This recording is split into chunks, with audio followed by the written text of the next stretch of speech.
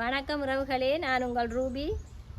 இன்றைக்கு நாங்கள் என்னென்னு பார்த்தீங்கன்னா, இந்த கொய்யா மரத்தில் கொய்யா பழங்களை தான் நாங்கள் பொதுவாக விரும்பி எல்லாரும் சாப்பிட்றது.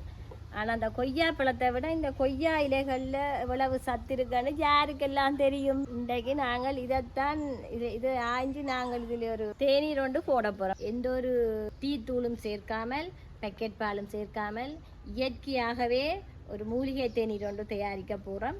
வாங்கும் அது எப்படி நாங்கள் என்ன மாதிரி செய்கிறது என்பதை பார்ப்போம்.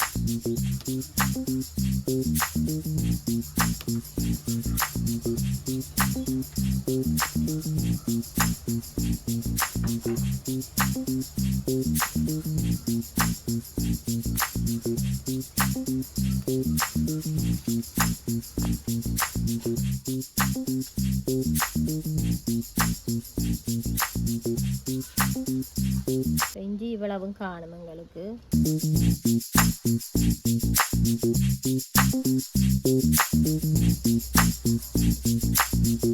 இப்போ வந்து கொய்யாயில இளம் குருத்து தான் எடுத்திருக்கிறேன். நல்ல நல்ல முத்தினையிலே எடுக்கப்படாது, முத்தலில் எடுக்கப்படாது, இளங்குருத்து தான் எடுத்திருக்கிறேன்.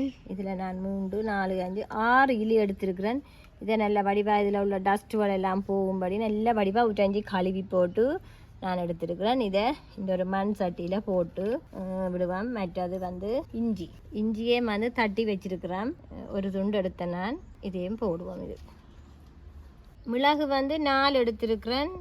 4 மிளகு வந்து இது இருமல் சளிக்கெல்லாம் திறந்த ஒரு நிவாரணி. என்ன இந்த மிளகையும் இதோட போடுவேன். இப்போ வந்து இந்த கப்பாலாம் நான் இந்த கொய்யாயில் தேநீர் எடுக்க போகிறேன். அப்போ இந்த கப்பாலேயே நான் தண்ணி அளந்து விட போகிறேன்.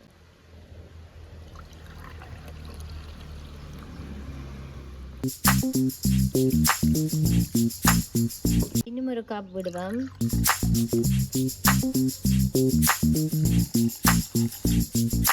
ரெண்டு கப், எனக்கு 2 கப் தான் தேவை. ஆனால் 1/2 கப் கூட விட போகிறேன். தண்ணி 1/2 கப் கூட விட வேணும். இது கொதிச்சு வர வேணும் தானே.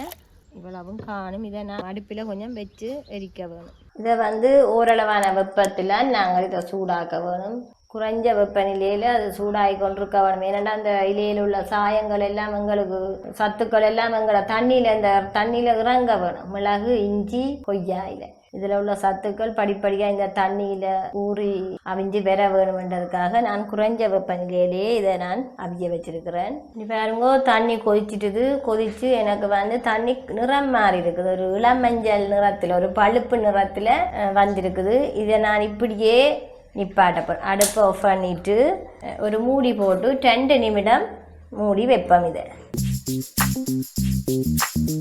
கொய்யாயில இந்த சத்துக்கள் எல்லாம் இதில் ஊறி, மற்றது இஞ்சி, மிளகு இவ்வளவும் உண்மையில் ஒரு உடம்புக்கு ஒரு ஆரோக்கியம் தரக்கூடிய ஒரு தேநீராக அமையப்போது. இதை நான் வடிக்க போகிறேன். இப்போ வடியில் எனக்கு 2 கப் தேவை. நான் வடிப்பேன்.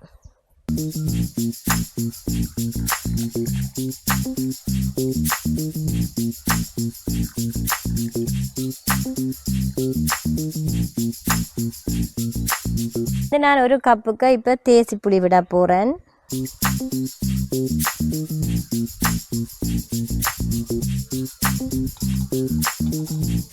பாருங்க, தேசி புளி விட்டோன்னே லைட் கலரில் வந்துட்டு. இது ஏற்கனவே ஒரு லைட் கலர் தான். ஆனால் தேசி புளி விட்டோன்னே கொஞ்சம் நிறம் மாறி இருக்குது. இப்போ நான் வந்து மெட்ட கப்பிரிக்கல்லோ அதுக்கு நான் தேசி புளி விடையில தேன் விட போகிறேன். ஏன்னா இது நான் என்ன சின்ன வரை கொடுக்க போகிறேன்.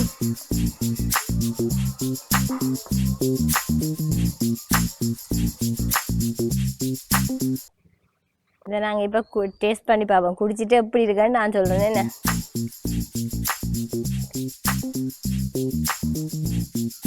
இன்னொரு சுவை. உண்மையில அந்த இஞ்சி மிளகெல்லாம் போட்ட நான் அதுன்ற அந்த மூலிகையோட வாசம் நல்லா இருக்குது.